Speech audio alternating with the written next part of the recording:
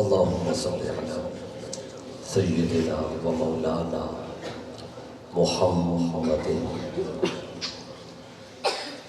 وعلى آلہ وصحبہ وبارک وسلم۔ نحمدہ ونصلی ونسلم علی سیدنا ومولانا محمد رسول النبی الکریم، اما بعد۔ قال اللہ تبارک و تعالی فی القرآن المجید والفرقان الحمید، اعوذ باللہ من الشیطان الرجیم، بسم اللہ الرحمن الرحیم۔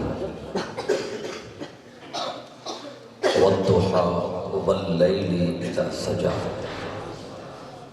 ما ودعک ربک وما قلی وللآخرۃ خیر لک من الأولی۔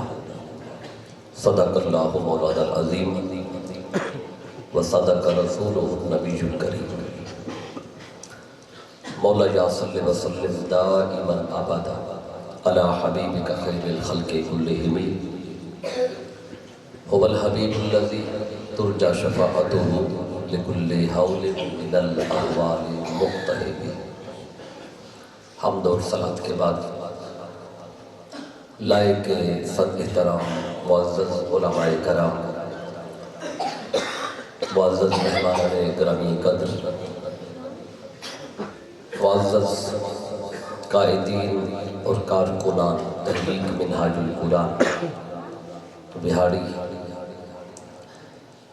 اور آج کی اس خوبصورت پررونق و پروقار سالانہ پروگرام محفل جمال مصطفیٰ صلی اللہ علیہ وآلہ وسلم میں تشریف لانے والے معزز حاضرین، اللہ تعالیٰ کا شکر ہے کہ اس کی توفیق سے ہم آج اس عظیم الشان محفل میں حاضر ہیں۔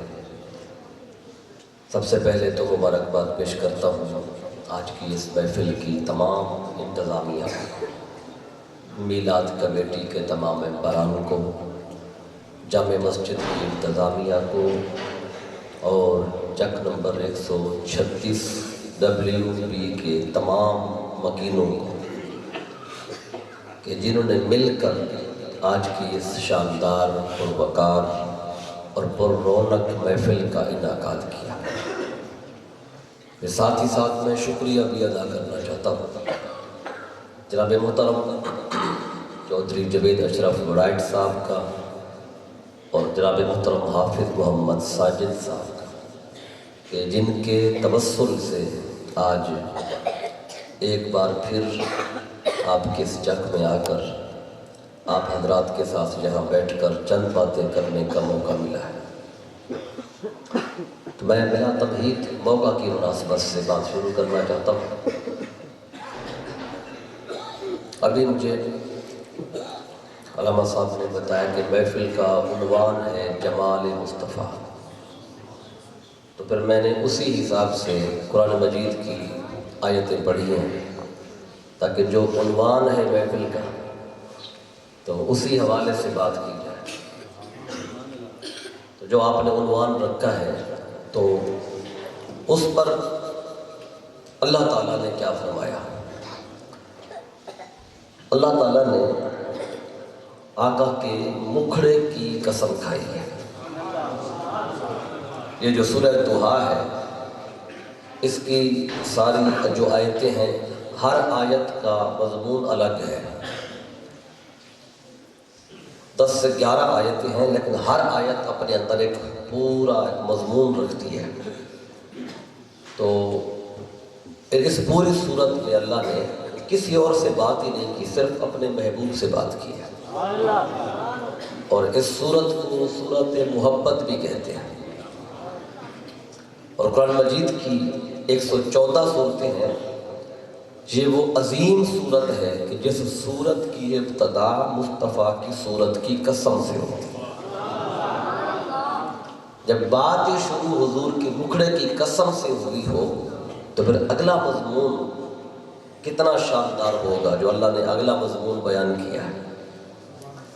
تو یہ جو پہلا اس کا لفظ ہے والضحیٰ، یہی سورت کا نام ہے، اور اس سورت کو اکثر آپ مسجد میں جب نماز پڑھنے آتے ہیں تو اکثر جو ائمہ حضرات ہیں اس سورت کو پڑھتے ہیں، اور جب کوئی تلاوت قرآن مجید کہیں پہ ہو تو اس سورت کو اکثر پڑھا جاتا ہے۔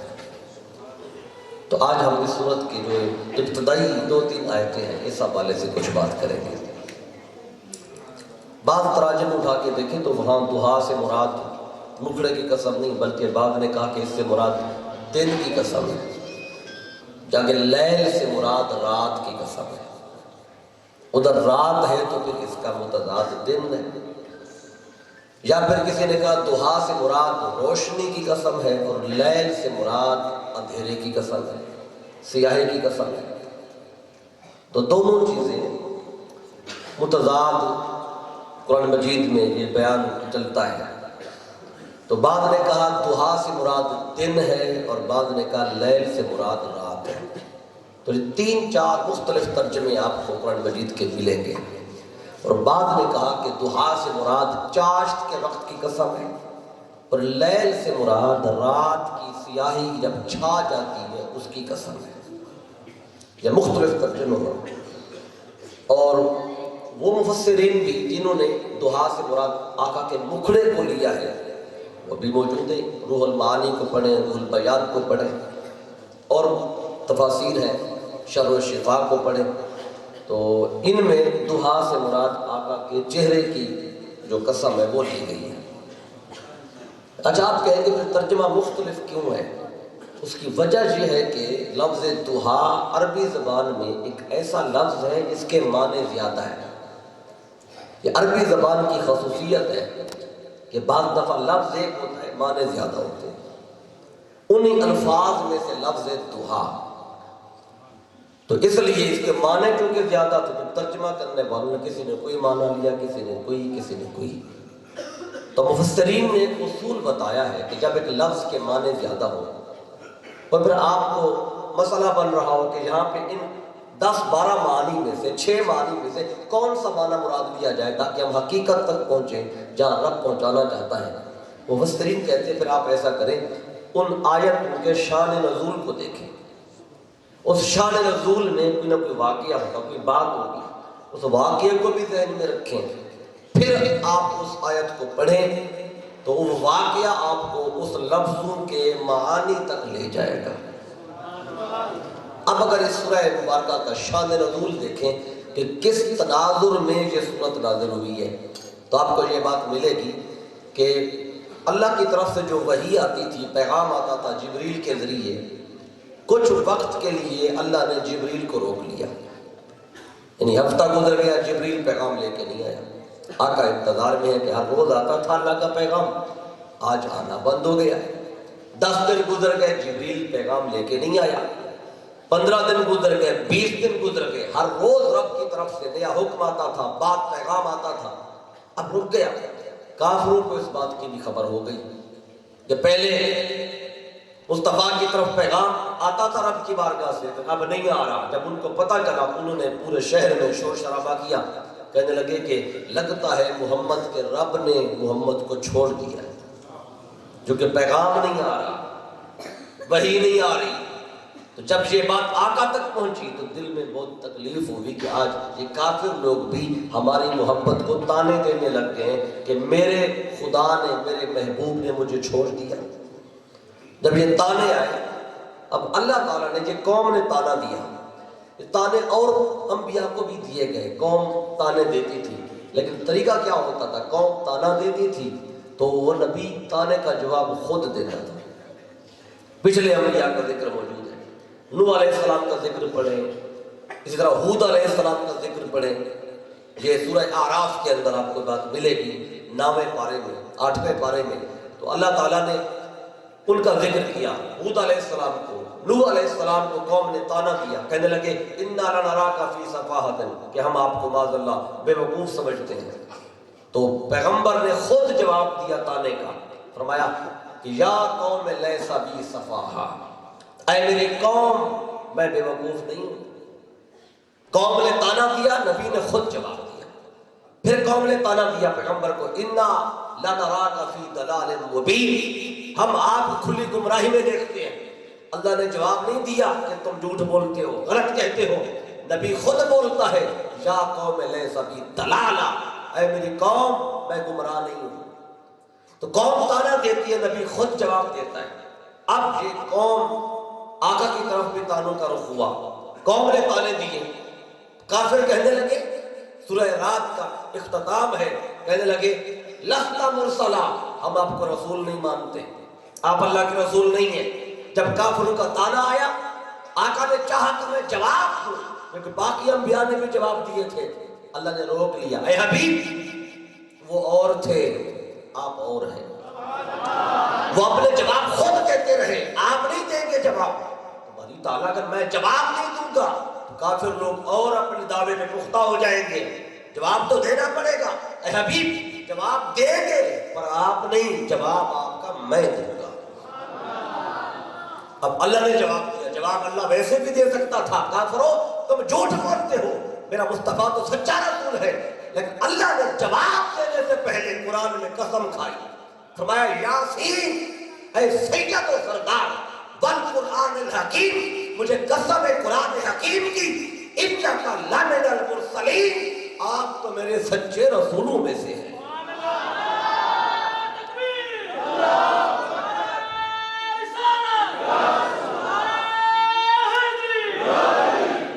اب کافروں کا طعنہ دیکھیں، رب کا جواب دیکھیں۔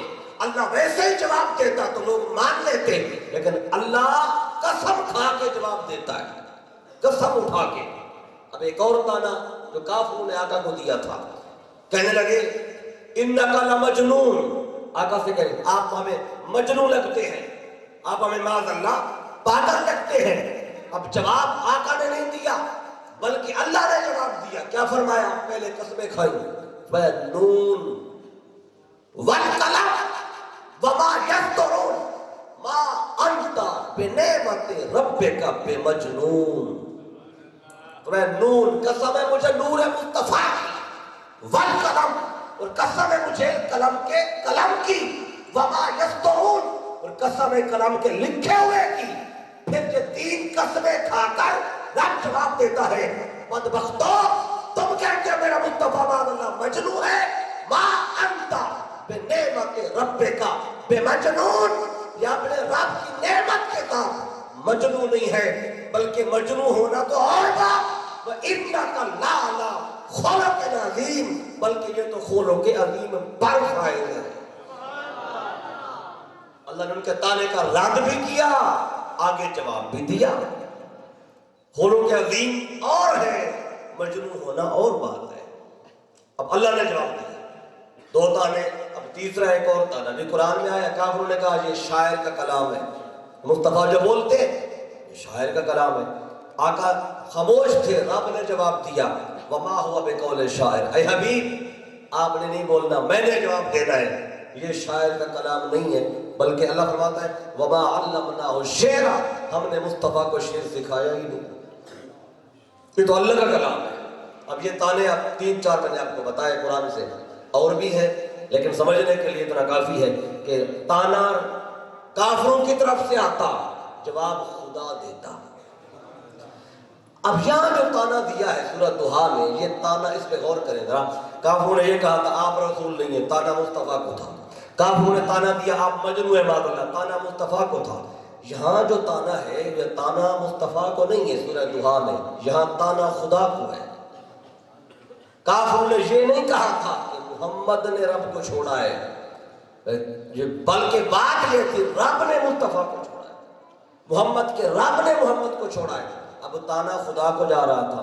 جب طعنے آئے ادھر وحی رکی ہوئی تھی، آقا بھی انتظار میں تھے، اب اللہ نے چاہا کہ کافروں کے طعنے کا جواب دیں۔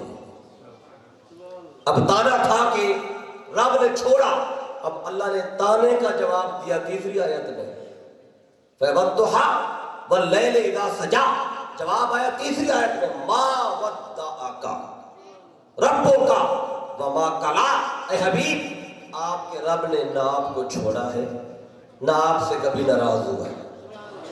اب طعنے کا جواب تیسری آیت میں، کہ جو پہلی دو آیتیں ہیں یہ جو قسمیں کھائی اللہ نے، اب سونے بات سنیں کہ تانا ہو کہ مصطفیٰ کو رب نے چھوڑ دیا اور اللہ تعالیٰ کا جواب دے اور قسم کھائے دن کی قسم کھائے رات کی، قسموں کا تانے سے تعلق کیا ہے؟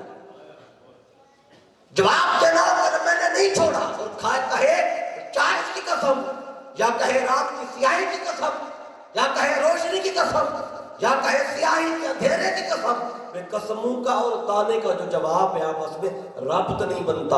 آئیے اب ربط جوڑتے ہیں۔ ربط اللہ کی باتوں میں ربط ہے، بے ربط باتیں نہیں ہیں۔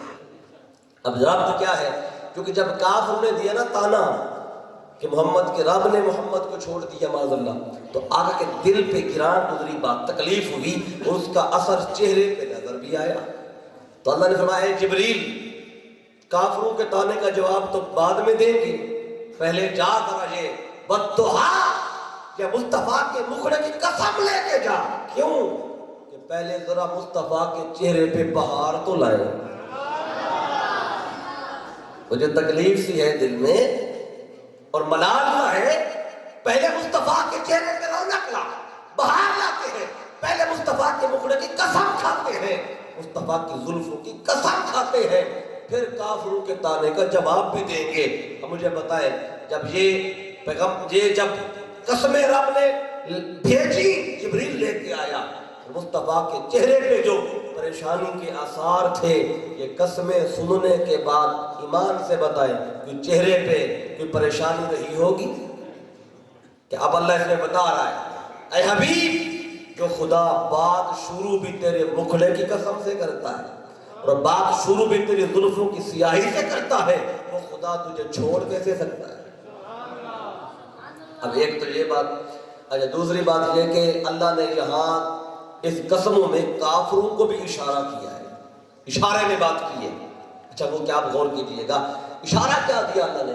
اللہ نے اشارہ یہ دیا وَالضُّحَىٰ، مجھے قسم ہے مصطفیٰ کے چمکتے ہوئے مکھڑے کی، وَاللَّيْلِ إِذَا سَجَىٰ، مجھے قسم ہے مصطفیٰ کی کندل والی کالی زلفوں کی، مَا وَدَّعَكَ رَبُّكَ وَمَا قَلَىٰ، کہ مصطفیٰ کے رب نے مصطفیٰ کو چھوڑا ہے، ناراض ہوا۔ اس میں کافروں کا بھی اشارہ تھا۔ یہ اشارہ کیا تھا؟ کافر کہتے تھے رب نے چھوڑ دیا، اللہ نے فرمایا بدبختو، تم کہتے ہو میں نے چھوڑ دیا، جاؤ ذرا وَالضُّحَىٰ، مصطفیٰ کے مکھڑے کو تو جا کے دیکھو، بھلا ایسا مکھڑا بھی کوئی چھوڑتا ہے؟ بھلا ایسا سونا بھی کوئی چھوڑتا ہے؟ ایسا حسین بھی کوئی چھوڑتا ہے؟ اچھا اس میں یہ جو اللہ نے فرمایا جاؤ مصطفیٰ کا مکھڑا دیکھو، ایسا مکھڑا چھوڑنے والا ہے صحیح؟ اب اس کی کیا وجہ تھی؟ وجہ یہ تھی کہ کافروں کو مصطفیٰ کا چہرہ دیکھنے کی بھی اجازت نہیں ہوتی تھی۔ ابو جہل، ابو لہب وہ منع کرتے تھے کہ مصطفیٰ کی مجلس میں بھی مت جاؤ، کافروں کو روکتے تھے، اس کا چہرہ بھی نہیں دیکھنا۔ کیوں؟ ابو جہل کو پتا تھا جس نے مصطفیٰ کو تک لیا نا پھر وہ واپس نہیں آئے گا، اور ہوتا بھی ایسے ہی تھا۔ جب تک دور رہے، دیکھا نہیں تھا تو باتیں کرتے رہے، جب مصطفیٰ کے کبھی سامنے آ گئے تو پھر زبان بند ہو گئی۔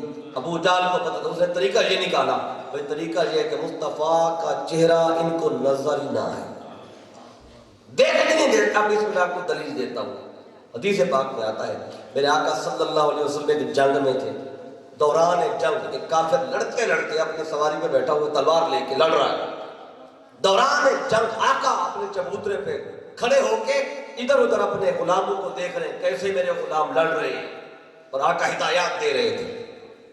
اچانک کافر سواری پہ بیٹھا ہوا لڑ بھی رہا ہے، اچانک اس کی نگاہ پڑی آپ کے چہرے پہ، جو مصطفیٰ کا چہرہ دیکھا اس کی نظر وہیں پہ رک گئی، کیونکہ پہلی بار دیکھ رہا تھا۔ اس نے کہا یہ کون ہے اتنا چمکتا ہوا چہرہ، ایسا نورانی چہرہ؟ اور قریب آ گیا، قریب آیا تو آقا سامنے تھے، ادھر سواری پہ بیٹھے بیٹھے پوچھتا ہے من انتا، آپ کون ہیں؟ تو یہ جملہ بتا رہا ہے کہ حضور کو اس نے پہلے کبھی دیکھا ہی نہیں تھا، دیکھا نہیں تھا پر لڑنے آیا کھڑا ہے، دیکھا نہیں تھا تلوار اٹھا کے لڑ رہا ہے مصطفیٰ کے خلاف، کیونکہ کافر لوگ مصطفیٰ کا چہرہ بھی نہیں دیکھنے دیتے تھے، پتا تھا دیکھ لیا تو یہ ان کا ہو جائے گا۔ اس نے کہا آپ کون ہیں؟ آقا فرماتے میں وہی ہوں جن کے خلاف تو لڑنے آیا کھڑا، میں امام الانبیاء، میں محمد الرسول اللہ۔ میرے خلاف لڑ رہے ہو، مجھے پہچانتے نہیں۔ اچھا اس نے پھر غور سے جب حضور کا چہرہ دیکھا نا، اس کے دل میں کچھ ہونے لگا۔ اس نے کہا، دل میں سوچا کہ ایسا چمکتا ہوا چہرہ یہ کسی جھوٹے بندے کا نہیں ہو سکتا، کیونکہ چہرے جو ہے نا اندر کا حال بتاتے ہیں۔ جو اندر ہوتا ہے وہ چہرے سے نظر آ جاتا ہے۔ اندر اگر کوئی نفرت ہو تو چہرے سے نظر آتی ہے، اندر پیار ہو تو وہ بھی چہرے سے نظر آتا ہے۔ اس نے چہرہ دیکھا، کہا ایسا جمال، ایسا حسن کسی جھوٹے بندے کا ہو ہی نہیں سکتا۔ اس نے کہا کہ آپ کون ہیں؟ فرمایا میں محمد الرسول اللہ صلی اللہ علیہ وسلم۔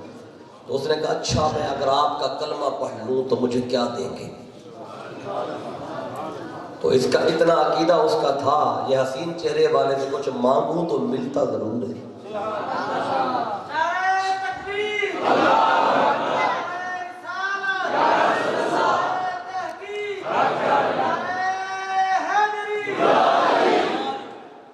تو اس نے کہا، عرض کیا اگر میں کلمہ پڑھ لوں آپ کا مجھے کیا دیں گے؟ آقا فرماتے اگر تو کلمہ پڑھ لے نا تجھے جنت کی ضمانت دے دوں، جنت کی ضمانت۔ دیکھیں جنت ہو گئے تھے، جنت تو اللہ کے ہاتھ میں ہے۔ جنت کا پتہ تب چلے گا قبر میں جائیں گے، پاس ہوتے ہیں نہیں ہوتے، قیامت کے دن حساب کتاب ہوگا، کیا ہوتا ہے کیا نہیں ہوتا، کون پاس ہوتا ہے کون فیل ہوتا ہے، یہ تو قیامت کے دن پتہ چلنا ہے۔ لیکن آقا دنیا میں بتا رہے ہیں میں جنت کی ضمانت دے رہا ہوں۔ تو اس نے کہا اچھا اگر جنت کی ضمانت دیتے ہیں تو پھر مجھے کلمہ پڑھائیں۔ وہ اونٹنی میں بیٹھا ہوا ہے، بیٹھے بیٹھے کلمہ پڑھ لیا۔ جب کلمہ پڑھ لیا تو پھر سوچا جس نبی کا کلمہ پڑھا ہے اب نیچے اتر کے ان کے قدموں کو بوسہ تو لے لو۔ تو حضور کے قدم چومنے کے لیے نیچے اترنے لگا، اس کا پاؤں اٹکا رکاب میں، سر کے بل نیچے گرا اور شہید ہو گیا۔ جب جنگ ختم ہوئی نا تو آقا نے فرمایا صحابہ سے آؤ جس نے جنتی دیکھنا ہے اسے دیکھ لیں۔ اچھا اس حدیث سے کیا سمجھ آیا ہمیں یہ نقطہ مقصد کر رہی تھی کہ کافروں کو مصطفیٰ کا چہرہ دیکھنے سے بھی روکا جاتا تھا۔ بلکہ حدیث پاک میں آتا کہ ابو جہل نے ایک بندہ جو تھا وہ اپوائنٹ کیا ہوا تھا، مصطفیٰ کی کوچے پہ بیٹھا ہوتا تھا، بڑا ایک صحت مند بندہ، جوان، بے روزگار تھا۔ ابو جہل نے دیکھا، ابو جہل نے کہا میں تجھے ہر روز 10 درہم دوں گا، تو نے ایک کام کرنا ہے۔ اس نے کہا کیا کام؟ کہنے لگا یہ جو گلی ہے نا مصطفیٰ کی، تو اس گلی میں کسی کو جانے نہیں دینا جو اپنی برادری کا بندہ، یعنی کافروں میں سے کسی کو جانے نہیں دینا، کیونکہ جو جاتا ہے پھر وہ واپس نہیں آتا، اسی کا ہو جاتا ہے۔ تو ادھر بٹھا دیا، ہر روز یہ صبح سے لے کے شام تک رات تک بیٹھتا تھا اور ڈیلی 10 درہم اس کو ملتے تھے۔ تو ہر روز 10 درہم بیوی کو جا کے دیتا، وہ بھی خوش یہ بھی خوش، لیکن ساری رات اسے سکون نہیں آتا تھا، کڑتا رہتا تھا۔ تو ایک دن مہینہ 2 مہینے کام کرنے کے بعد تو اسے گھر میں کوئی کام تھا جس وجہ سے یہ ڈیوٹی نہیں کر سکا، تو اس دن کام نہیں کیا، کسی کو روکا نہیں مصطفیٰ کی گلی میں جانے سے، آیا ہی نہیں کام کرنے۔ تو اس رات اس کو جب سونے لگا تو بڑا سکون پرسکون تھا، اور وہ درد جو اٹھتا تھا اندر سے وہ نہیں اٹھا۔ جب درد نہیں اٹھا اس نے بیوی سے کہا کہ پچھلے جب سے میں یہ ڈیوٹی کر رہا ہوں لوگوں کو روکتا ہوں اس گلی میں جانے سے، تب سے مجھے تکلیف ہوتی ہے، لیکن آج تکلیف کوئی نہیں ہے۔ تو بیوی نے کہا پھر تو کیا سمجھتا ہے؟ کہنے لگا مجھے لگتا ہے وہ سچا شخص ہے، اس کی بات سچی ہے، اس کی دعوت سچی ہے، آج میں نے اس کے راستے سے نہیں روکا تو میں بالکل صحیح ہوں، صحیح حالات میں ہوں۔ تو بیوی نے کہا پھر کیا کرنا چاہتا ہے؟ اس نے کہا میں چاہتا ہوں کہ جاؤں اس کی تصدیق کروں اور کلمہ پڑھ لوں۔ تو اس کی بیوی نے کہا کہ چل ٹھیک ہے جا ضرور، لیکن ایک شرط رکھنا، اس شرط پہ کلمہ پڑھنا۔ اس نے کہا کیا شرط رکھوں؟ تو بیوی کہنے لگی میرے پاس 6 گٹھلیاں ہیں، یہ لے جا اور ان سے جا کے کہے اگر آج رات یہ گٹھلیاں زمین میں بوئے اور صبح کھجور بھی ہو جائے پھل بھی لگ جائے تو پھر کلمہ پڑھ لوں گا، یہ شرط رکھ۔ اس نے کہا ٹھیک ہے، وہ گٹھلیاں لے کے چلا گیا۔ رات کا وقت ہے، حضور کا دروازہ کھٹکھٹایا، آقا باہر ہے، دیکھا تو وہ شخص کھڑا ہوا ہے۔ آقا کو پتا تھا یہ ہر روز میرے راستہ لوگوں کو آنے نہیں دیتا، میرے گلی میں بیٹھا ہوتا ہے۔ تو آقا نے دیکھا تو دروازے پہ آئے کھڑے۔ آقا فرماتے ہیں کیسے آئے ہو؟ کہنے لگا ایک بات ہے آپ سے کرنی ہے۔ آقا فرمایا کرو۔ کہنے لگا کہ میرا دل کہتا ہے کہ آپ سچے ہیں. تو آقا نے فرمایا مجھے سچا مانتا ہے تو پھر تصدیق کر اور کلمہ پڑھ. کہنے لگا ایک شرط پہ کلمہ پڑھنا ہے. آقا فرماتے بتا شرط کیا ہے؟ کہنے لگا کہ یہ میرے پاس 6 گٹھلیاں ہیں، اگر ان کو آج رات آپ زمین میں بو دیں اور صبح تک یہ کھجور بن کے اس پہ پھل بھی لگ جائے تو پھر میں کلمہ پڑھ لوں گا. آقا نے فرمایا پکا رہے گا اپنی بات پہ؟ تو کہنے لگا جی حضور پکا رہوں گا. فرمایا چلو یہ گٹھلیاں بوتے ہیں. فرمایا کہ کسی اور زمین پہ نہیں بوتے، جو تیرا رقبہ ہے، تیری زمین ہے جہاں تو آتا جاتا ہے وہیں بوتے ہیں. لے گیا، ساتھ ہی اس کی زمین تھی تو ادھر گئے تو آقا نے اپنے ہاتھ مبارک سے وہ مٹی اٹھائی اور نیچے وہ گٹھلی رکھتے گئے. 6 گٹھلیاں میرے آقا نے وقفے وقفے سے ڈال دی اور فرمایا کہ اچھی طرح دیکھ لے تو صبح جب آئے تو جگہ بھولنا مت. کہنے لگا حضور نہیں بھولوں گا، اپنی جگہ ہے، اپنا رقبہ ہے. اپنا رقبہ تو بندہ کبھی نہیں بھولتا، اپنی جگہ تو بھولتا نہیں ہے.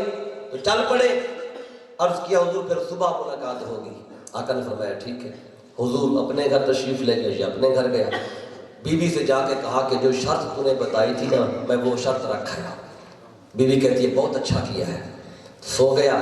ایک سائڈ پہ سوتا ہے، سوچتا ہے کہ آج تک کبھی بھی گٹھلیاں ایک رات میں کھجور نہیں بنی تو یہ کام تو ہو ہی نہیں سکتا. پھر دوسری سائڈ بدلتا ہے، پھر سوچتا ہے اگر صبح کھجوریں اگ پڑی تو پھر دین تو چھوڑنا پڑے گا باپ دادے کا. پھر ادھر سائڈ بدلتا ہے، کہتے ہیں نہیں کبھی گٹھلیاں ایک رات میں کھجوریں بنی ہی نہیں ہے. پھر ادھر سائڈ بدلتا ہے، کہتے ہیں اگر کھجوریں اگ پڑی تو پھر دین تو چھوڑنا پڑے گا. بار بار سائڈیں بدل رہا ہے. پھر بیوی نے پوچھا کیا مسئلہ ہے، اب تجھے آرام نہیں آ رہا؟ کہنے لگا ادھر سائڈ بدلتا ہوں تو خیال آتا ہے کہ ایسا ہوا نہیں کبھی، ادھر سائڈ بدلتا ہوں تو خیال آتا ہے اگر کھجوریں اگ پڑی تو دین تو چھوڑنا پڑے گا. تو بیوی نے کہا اب کیا کرنا ہے؟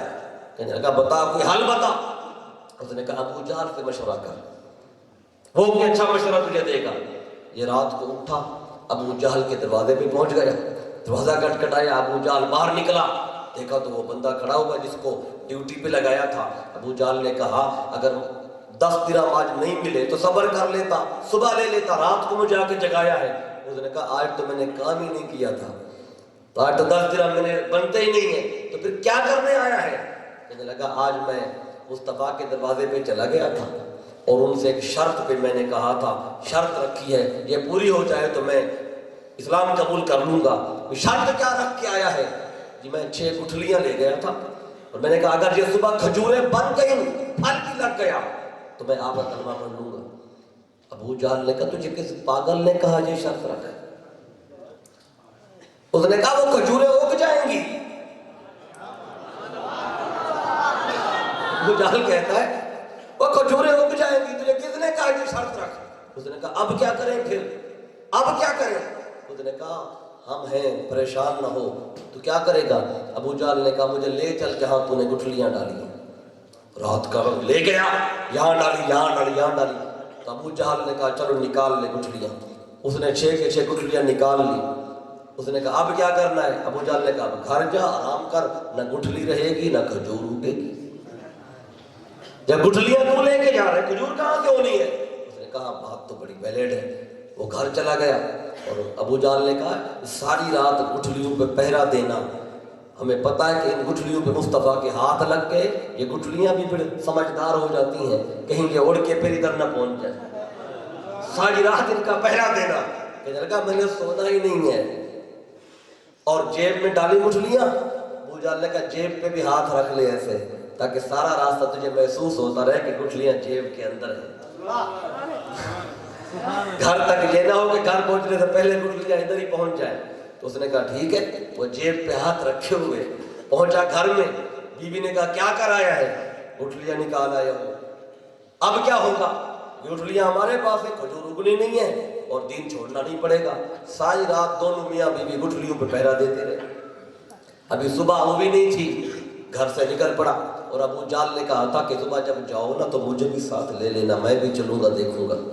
جو گٹھلیاں تو ہیں ٹھٹھا مذاق کریں گے، بادل مصطفیٰ کا مذاق کریں گے. دیکھیں گٹھلیوں سے کیسے ایک رات میں کھجوریں ہوتی ہیں. جب گٹھلیاں نہیں ہوں گی تو بڑا ماحول بن جائے گا مکے میں. موقع مل جائے گا ہمیں ٹھٹھا کریں گے، مذاق کریں گے۔ تو صبح ہوئی تو یہ صبح مصطفیٰ کے دروازے پر جب سورج نہیں نکلا تھا تو دروازہ کھٹکھٹایا، حضور باہر آئے تو عرض کرتے حضور چلیں۔ آقا نے دیکھ کے حضور پہلے تو مسکرائے، تو کہ آقا کو پتا تھا رات انہوں نے کیا کیا ہے؟ وہ تو جانتے تھے کہ یہ کیا کرتے رہے۔ آقا نے فرمایا چلو چلتے ہیں، چلے اگلی گلی میں۔ ابو جہل بھی ساتھ ہو گیا پیچھے، ایسے کہنے لگا کدھر جا رہے ہیں؟ جی ادھر رقبے پہ جا رہے ہیں، آج کھجوریں اگنی تھیں۔ اچھا میں بھی چلتا ہوں۔ ابو جہل بھی ساتھ ہو گیا۔ جب ادھر پہنچے نا اس کے زمین پر، ادھر جا کے دیکھ کے حیران ہو گیا، جہاں جہاں پہ گٹھلی ڈالی تھی نا میرے آقا نے، وہاں وہاں پہ کھجور اگ چکی ہے۔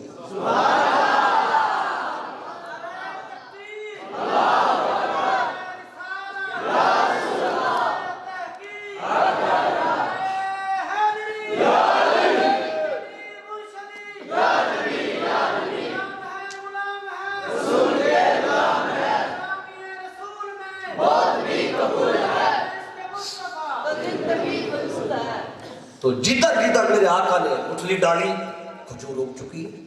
ابو جہل قریب گیا، ابو جہل نے کہا لگتا ہے یہ پہلے کی تھی، آج کی رات والی۔ اس نے کہا چپ کر، یہ رات کوئی نہیں تھی۔ آگے گیا، دوسری اگی کھڑی ہے، 6 کے 6 کھجوریں اگ چکی۔ اچھا اتنے میں آقا نے فرمایا، اب ابو جہل بھاگ گیا، اسے پتا چل گیا کہ اب کام ہو گیا ہے۔ اچھا جب کھجوریں دیکھی ہیں نا، ابو جہل نے پھر پوچھا کسی گٹھلیاں، کہتے ہیں وہ تو جیب میں۔ گٹھلیاں جیب میں؟ اس نے کہا گٹھلیاں جیب میں ہیں تو یہ کیسے ہو گئی ہیں؟ اب یہ جب بات دیکھی، ابو جہل پہلے نکل گیا، پتا تھا کہ اب کچھ ہونے والا ہے، بھاگ گیا۔ آگر فرمایا چل اس درخت پہ چڑھ جا اور جا کے کھجور چیک کر کے دیکھ پک گئی ہے کہ نہیں، پکی بھی ہے کہ نہیں، کچی تو نہیں ہے۔ ایک درخت پہ چڑھا، ایک کھجور کھائی، ایک جیب میں رکھ لی، کھائی تو اس میں کوئی گٹھلی کوئی نہیں تھی۔ نیچے اتر آیا، دوسری کھجور پہ چڑھا، ایک کھائی اور ایک جیب میں رکھ لی، اس میں بھی کوئی گٹھلی نہیں۔ تیسری پہ چڑھا، 6 کھجوریں کھائی اور 6 جیب میں رکھی۔ نیچے اتر آیا، عرض کیا حضور میں آپ کو مان گیا، آپ سچے رسول ہیں۔ تو آ کر بیٹھے، کلمہ پڑھ لیا، مسلمان ہو گیا، لیکن تھوڑی چہرے پہ پریشانی تھی۔ عرض آ کر فرمایا ابھی پریشان ہے، ابھی بھی پریشان ہے؟ حضور پریشانی ایک ہے، کیا کہ حضور جتنی بھی مکے میں کھجوریں ہیں، کھجور کھاتے پر گٹھلی بھی ہوتی ہے، ان کی گٹھلیاں کوئی نہیں ہے۔ یہ جو کھائی ہیں ان کی گٹھلیاں کوئی نہیں۔ آقا نے مسکرا کے فرمایا گٹھلیاں ساری رات تم نے جیب میں رکھی ہیں، ادھر ڈھونڈتا پھرتا ہے گٹھلیاں، گٹھلیاں اپنے جیب میں لیا پھرتا اور کہتا ہے ادھر گٹھلیاں ہوتی ہیں ادھر، تو اس میں سے بھی گٹھلی نکلتی۔ اب یہ بات ساری میں نے کیوں ایک تو آپ لوگ دوستوں کا چونکہ توجہ ادھر مبذول کرنی تھی، دوسرا یہ کہ یہ ابو جہل ابو لہب جو کافر تھے یہ مصطفیٰ کا چہرہ دیکھنے سے بھی روکتے تھے۔ انہیں پتا تھا جو والضحیٰ والا مکھڑا دیکھ لے پھر وہ انہیں کا ہو جاتا ہے۔ اب یہ جو ہے والضحیٰ، اب اس کی طرف واپس پلٹیں تو حضور شیخ الاسلام ڈاکٹر محمد طاہر القادری مدد اللہ علیہ، جب آپ نے اس کا ترجمہ کیا نا تو آپ نے چہرہ اور چاشت کا وقت ان دونوں چیزوں کو جمع کیا۔ کیا مطلب؟ والضحیٰ، فرمایا اے حبیب مجھے قسم ہے آپ کے مکھڑے کی جو چاشت کی طرح چمکتا ہے، چاشت کا وقت بھی اور چہرہ پاک بھی دونوں کو جمع کیا۔ اب فرمایا واللیل اذا سجا، اے حبیب مجھے قسم ہے آپ کی کندل والی کالی زلفوں کی، جب آپ کنگھی کرتے ہیں نا تو یہ زلفیں آپ کے چہرے کو چھپا لیتی ہیں تو عاشقوں کے لیے رات ہو جاتی ہے۔ اب رات کا معنی بھی آ گیا، زلفوں کا معنی بھی آ گیا، تو حضور شیخ الاسلام نے دونوں معنوں کو جمع کیا ہے۔ اب یہ جو فرمایا نا اے حبیب قسم ہے آپ کے مکھڑے کی جو چاشت کی طرح چمکتا ہے، جو چاشت ہے نا، چاشت یہ نفل نماز ہے۔ کوئی بندہ سوچ سکتا ہے کہ اللہ فرض نماز کے ساتھ وقت کے ساتھ مصطفیٰ کے چہرے کو تشبیہ دیتا، نفل نماز سے کیوں تشبیہ دی ہے؟ فجر کا وقت ہے، ظہر کا ہے، عصر کا، مغرب کا، عشاء کا، کوئی فرض نماز کے وقت کے ساتھ اللہ تشبیہ دیتا، مصطفیٰ کے چہرے کو نفل نماز سے کیوں تشبیہ دی ہے؟ اب اس پہ غور کیجئے گا، جو فرض نمازوں کے اوقات ہیں ان اوقات میں کوئی نہ کوئی نقص ہے، کوئی نہ کوئی عیب ہے، نماز میں نہیں، نماز کے اوقات میں. کیسے؟ جو صبح کا وقت ہے فجر کی نماز کا، اس میں کیا نقص ہے؟ اس میں نقص یہ ہے کہ اندھیرا ہوتا ہے، اور اندھیرے کا ہونا نقص ہے. اچھا آپ کہیں گے چلے صبح کے ٹائم تو سورج نہیں ہوتا، نقص ہے، اندھیرا. زور کے ٹائم تو سورج بہت چمک رہا ہوتا ہے، تو اللہ زور کے وقت کے ساتھ چہرہ مصطفیٰ کو تشبیہ دیتا. ٹھیک ہے بھئی، زور کے ٹائم سورج چمک رہا ہوتا ہے مکمل، لیکن سورج کی چمک اتنی زیادہ ہوتی ہے کوئی بھی آنکھ سورج کو جی بھر کے تک نہیں سکتی. تو اللہ نے سورج زور کے وقت کے ساتھ مصطفیٰ کے چہرے کو تشبیہ نہیں دی. کیوں؟ فرمایا وہ حسن ہی کیا جسے دیکھا ہی نہ جا سکے. تو زور کے وقت اب آپ کے اثر کے ٹائم تب تو سورج کو بندہ دیکھ سکتا ہے، ہاں دیکھا جا سکتا ہے سورج کو، لیکن اثر کے ٹائم سورج ڈھل چکا ہوتا ہے. فرمایا وہ حسن ہی کیا جو ڈھل جائے. تو ڈھلے ہوئے وقت کے ساتھ بھی تشبیہ نہیں دی، کوئی تک نہ سکے اس حسن کے ساتھ بھی تشبیہ نہیں دی. فجر کے وقت سورج ہوتا ہی نہیں، اندھیرا ہوتا ہے، اور سیاہی ہو تو کون سا حسن ہونا ہے. آ گئی مغرب پہ ویسے غروب ہو چکا ہوتا ہے، عشاء کے ٹائم نظر ہی کچھ نہیں آتا. تو اللہ نے تشبیہ دی مصطفیٰ کے چہرے کو چاشت کے وقت کے ساتھ. کیوں کہ چاشت کا وقت ایک ایسا وقت ہوتا ہے کہ سورج نکل بھی سارا آتا ہے، اور کوئی سورج کو تکنا چاہے تو آنکھ بھر کے تک بھی سکتے ہیں. یہ وہ وقت ہوتا ہے. اس لیے اے حبیب آپ کا چہرہ چاشت کی طرح چمکتا ہے، جو دیکھنا چاہے جی بھر کے آپ کو دیکھ بھی لیتا ہے. کیوں ایسا کیا اللہ نے؟ اے حبیب چمکے تو اور بھی تھے، لیکن جب وہ چمکے تو تکنے والے کوئی انگلیاں کاٹ بیٹھا.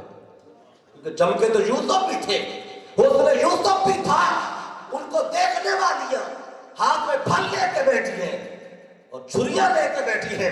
تو قرآن کہتا ہے قطعنا ایدیہن، پھل گر گئے، انگلیاں کٹ گئی، خون بہ گیا، انگلیاں کاٹ بیٹھی حسن یوسف دیکھ کر. اے حبیب چمکے تو یوسف بھی تھے، لیکن تکنے والے انگلیاں کاٹ بیٹھے. اور چمکے تو موسیٰ بھی تھے، اپنی قوم کو لے گئے تھے. 70 جو قبیلے تھے ان کے سرداروں کو لے گئے کہ کیوں قوم نے بھیجا، جاؤ جس رب کی بات موسیٰ کرتا ہے اس رب کو اگر آنکھوں سے دیکھ لو گے تو پھر مانیں گے. تو انہوں نے شرط رکھ دی حتی نر اللہ جہرتاً، ہم رب کو ان جہری آنکھوں سے دیکھنا چاہتے ہیں. موسیٰ علیہ السلام 70 ان قبیلے کے سرداروں کو لے گئے کوہ طور پہ. عرض کیا مولا یہ تجھے دیکھنے آئے کھڑے ہیں. اللہ نے فرمایا مجھے تو دیکھا نہیں جا سکتا. تو بالی تعالیٰ ان کا کیا کروں، یہ تو ضد کر رہے ہیں، ہم نے دیکھنا ہے تو کچھ نہ کچھ تو دکھا. اللہ نے پھر 70,000 پرتوں میں سے ایک تجلی ڈالی. عرش سے 70,000 پرتوں میں سے اللہ نے ایک تجلی ڈالی، اور وہ تجلی بھی ان لوگوں پر نہیں پہاڑ پہ ڈالی. تو پہاڑ پہ پڑی تو پہاڑ تو ریزہ ریزہ ہو گیا، لیکن تجلی کا عکس موسیٰ پہ بھی پڑا اور ان لوگوں پہ بھی پڑا. وہ جو 70 بندے گئے تھے وہ موقع پہ مر گئے، ایک بھی نہیں بچا. اور موسیٰ علیہ السلام بے ہوش ہو گئے. جب ہوش آیا تو پھر وہ چہرے پہ رونق اتنی آئی تھی تجلی کے عکس پڑھنے سے، تو اب موسیٰ علیہ السلام کو جو دیکھتا وہ نابینا ہو جاتا، اس کی آنکھیں چلی جاتی. تو موسیٰ علیہ السلام نے کیا کیا؟ چہرے پہ نقاب رکھ لیا، پردے رکھ لیے تاکہ کوئی نابینا نہ ہو جائے. ہر ایک سے پردہ رکھتے تھے. اور آنکھیں اتنی تیز ہو گئی تھی کہ 50 میل دور کالی رات میں کالی چونٹی کالے پتھر پہ اگر چلتی تھی تو موسیٰ علیہ السلام پتھر پہ چلنے والی کالی چونٹی کی جو لکیر ہوتی 50 میل سے وہ بھی دیکھ لیتے تھے. آنکھیں اتنی تیز ہو گئی، سماعت بصارت اتنی تیز ہو گئی، سماعت تیز ہو گئی کیونکہ تجلی کا عکس پڑا تھا. اور پردہ رکھتے تھے ہر ایک سے. تو ایک دن ان کی جو زوجہ تھی حضرت صفورہ بی بی، وہ کہنے لگی کہ آپ ہر ایک سے پردہ کرتے ہیں، میں تو آپ کی زوجہ ہوں، مجھ سے کیا پردہ، میں آپ کو تکنا چاہتی ہوں. تو موسیٰ علیہ السلام نے کہا تکو گی تو آنکھیں چلی جائیں گی. تو صفورہ کہنے لگی میں نے تو دیکھنا ہے. ضد کیا. جب ضد کیا تو موسیٰ علیہ السلام نے کہا چلو ایک کام کرتے ہیں، دو آنکھیں ہیں نا تو دیکھنا ہی ہے نا تو نے، تو ایک آنکھ پہ ہاتھ رکھ لے، ایک آنکھ سے دیکھ لے، چلے دیکھ بھی لے گی اور ایک آنکھ تیری بچ بھی جائے گی۔ تو انہوں نے کہا ٹھیک ہے، ایک آنکھ پہ انہوں نے ہاتھ رکھا، دوسری آنکھ سے دیدار کیا، آنکھ چلی گئی لیکن سرور پڑا آیا۔ جب وہ چہرہ دیکھا جس پہ تجلی کا عکس پڑا تھا، آنکھ تو چلی گئی پر سرور بہت آیا۔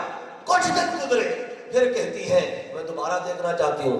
موسیٰ علیہ السلام نے کہا خیال کر دوسری آنکھ بھی چلی جائے گی۔ کہتی ہے آنکھ جاتی ہے تو جائے، پر جو لذت ملی تھی میں کہتی ہوں بار بار ملے۔ دوسری آنکھ سے بھی دیدار کر لیا، دیکھا تو دوسری آنکھ بھی چلی گئی۔ جب دونوں آنکھوں سے نابینا ہو گئی تو موسیٰ علیہ السلام سے کہنے لگیں آپ اللہ کے کلیم ہیں، مہربانی کریں اللہ سے دعا کریں اللہ مجھے ایسی آنکھیں دے کہ میں تجھے بار بار دیکھتی رہوں۔ تو آپ نے دعا کی، اللہ نے آنکھیں واپس دے دی۔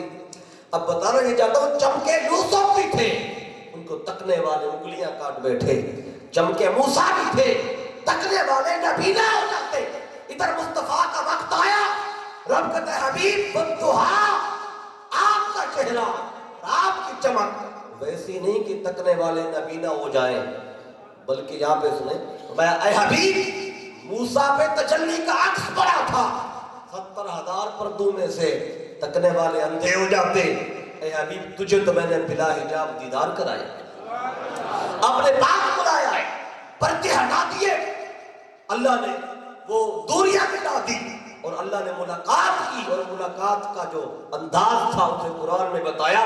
اللہ فرماتا ہے ثم دنا، معراج کی رات مصطفیٰ قریب ہوئے، فتدنا اور قریب ہوئے، فکان قاب قوسین، اتنے قریب ہوئے کہ دو کمانوں کا فاصلہ رہ گیا، بلکہ فرمایا او ادنا، اور قریب تر ہو گئے، سارے فاصلے مٹ گئے، دوریاں مٹ گئی، رب نے حجاب ہٹائے، مصطفیٰ نے رب کو دیکھا اور رب نے اس دیکھنے کا بتایا، فرمایا ما ذاق البصر وما طغى، مصطفیٰ نے مجھے ایسا دیکھا کہ یار نے دیکھنے کی بھی حد کر دی۔ کیوں کہ مصطفیٰ کی آنکھ نہ بھٹکی نہ جھپکی۔ اب جن پر 70,000 پردوں میں سے تجلی کا عکس پڑا ان کو دیکھنے والے تو نابینا ہو جاتے تھے، اور جس ذات نے ادنا کے مقام پہ بلا حجاب رب کو دیکھا تو پھر ان کے سامنے تو کوئی ٹک ہی نہ پاتا۔ اس لیے فرمایا اے حبیب جلوہ بھی کر آیا ہے لیکن تیرے چہرے کو جو چمک دی ہے وہ جو چمک چاشت کے وقت کی طرح ہے، جو تجھے تکنے والے تکتے بھی رہیں گے پر نابینا نہیں ہوں گے، بلکہ اگر کوئی نابینا آ جائے تیری بارگاہ میں اس کا دل بھی بینا ہو جائے گا، اگر کوئی پیاسا آ جائے گا پیاس مٹ جائے گی، اگر کوئی بھوکا تجھے تک لے اس کی بھوک مٹ جائے گی۔ یہ اللہ تعالیٰ نے آقا کے چہرے کو جو تشبیہ دی ہے وہ چاشت کے وقت کے ساتھ دی ہے۔ یہ وجہ کہ یہاں ٹھنڈک ہی ٹھنڈک ہے۔ اگر حضور کے اوپر جو اللہ نے پردے ڈالے، حقیقت کے پردے ڈالے، اگر اللہ اٹھا لے تو پھر بچتا ہی کوئی نہ، سارے جل کے راکھ ہو جاتے ہیں۔ لیکن ادھر غلام بھی پاس بیٹھے ہوئے ہیں، اپنے بھی دیکھ رہے ہیں دوسرے بھی دیکھ رہے ہیں، لیکن کوئی نہ نابینا ہوتا ہے نہ کوئی جلتا ہے۔ کیوں؟ اے حبیب آپ کا چہرہ ویسا نہیں جیسے ان کا تھا، آپ چاشت کی طرح ہے کہ آپ کو تکنے والے۔ اب یہ جو جنہوں نے مصطفیٰ کے حسن اور جمال کا ذکر کیا نا، کیونکہ آج کی محفل جمال مصطفیٰ کے عنوان سے ہے، ایک بات خاص عرض کر دوں، جن صحابہ نے، اب صحابہ کرام کی تعداد تو تقریباً 1.25 لاکھ ہے، تو آپ وہ صحابی بنتا ہوا جس نے مصطفیٰ کو دیکھا اور حالت ایمان میں وفات بھی ہوئی ہو تب صحابی ہے۔ 1.25 لاکھ صحابہ تھے، لیکن ساری حدیثیں جمع کریں جو مصطفیٰ کے حسن اور جمال کو بتاتی ہیں، وہ ٹوٹل 24 صحابی ہیں جن نے مصطفیٰ کے حسن کو بتایا۔ 1,24,000 میں سے صرف 24 صحابہ نے مصطفیٰ کے حسن اور مصطفیٰ کے جمال کا آگے ذکر کیا کہ مصطفیٰ کی آنکھیں ایسی تھیں، لب ایسے تھے، چہرہ ایسا تھا۔ اب ان میں ایک تو حسان بن ثابت کے اشعار ہے، کیا کہتے ہیں وَأَحْسَنُ مِنْكَ لَمْ تَرَ قَطُّ عَيْنِي، آقا آپ سے سوہنا میری آنکھ نے دیکھا ہی نہیں۔ مگر یہ جو حسن بتانے والے ہیں، حسن آقا کا حسن، وہ ٹوٹل 24 لوگ ہیں، تو کیا باقی انہیں نہیں دیکھا تھا؟ اگر دیکھا تھا تو پھر آگے لوگوں کو بتایا کیوں نہیں کہ مصطفیٰ ایسے تھے؟ اس کی ایک خاص وجہ آپ کو بتاؤں کہ 24 لوگوں نے آگے بتایا، کسی اور نے آگے ذکر نہیں کیا. کیوں؟ کہ مولا علی شیر خدا فرماتے ہیں کہ جو پہلی بار اچانک مصطفیٰ کے چہرے کو تکتا نا، اس پہ روب طاری ہو جاتا مصطفیٰ کا، اور دوبارہ آنکھ اٹھا کے مصطفیٰ کو تکنے کی اس میں جرت نہیں ہوتی. کسی میں طاقت نہیں ہوتی تھی کہ مصطفیٰ کو تک سکے، اور آنکھوں میں آنکھیں ڈال کے بات کرنے کی کسی میں جرت نہیں تھی. ہاں صحابہ نے اگر کوئی بات کرتا مصطفیٰ سے، آنکھ میں آنکھ ڈال کر یا صدیق اکبر ہوتے یا عمر فاروق ہوتے رضی اللہ تعالیٰ عنہ. اب آگے کے حسن کو بتانے والے اس لیے آگے لوگ تھوڑے لیکن دیکھنے والے تو تھے، لیکن آگے ذکر نہیں کر سکے کیونکہ آقا کی جو چہرہ تھا اس پہ کوئی کسی کی نگاہ ٹکتی نہیں تھی. اب یہ خاص بات میں نے آپ کو بتائی ہے علماء کے لیے زیادہ. یہ 24 صحابی ہیں ٹوٹل، وہ ساری حدیثیں آپ جمع کریں جنہوں نے آقا کے حسن اور جمال کو آگے بتایا. اچھا اب اس میں ایک بات سن لیں، اللہ نے، میں ان آیتوں کو مکمل کر دوں پھر اس حسن پہ بات کرتا ہوں. جب فرمایا نا ما ودعک ربک وما قلی، اے حبیب آپ کے رب نے نہ آپ کو چھوڑا ہے نہ آپ سے ناراض ہوا ہے.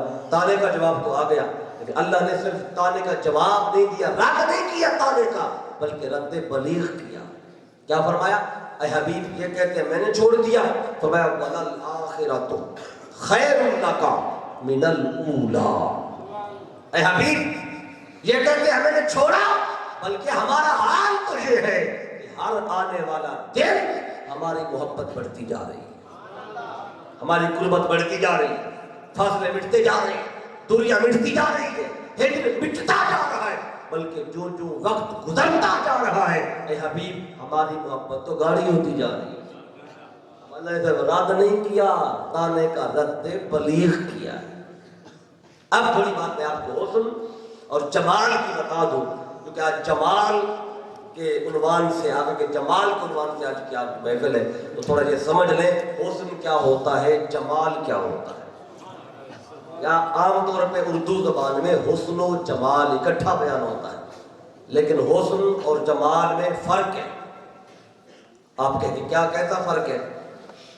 حسن بھی خوبصورتی کو کہتے ہیں، جمال بھی خوبصورتی کو کہتے ہیں، لیکن دونوں خوبصورتیاں فرق رکھتی ہیں. تو کیا حسن ہوتا ہے ذاتی،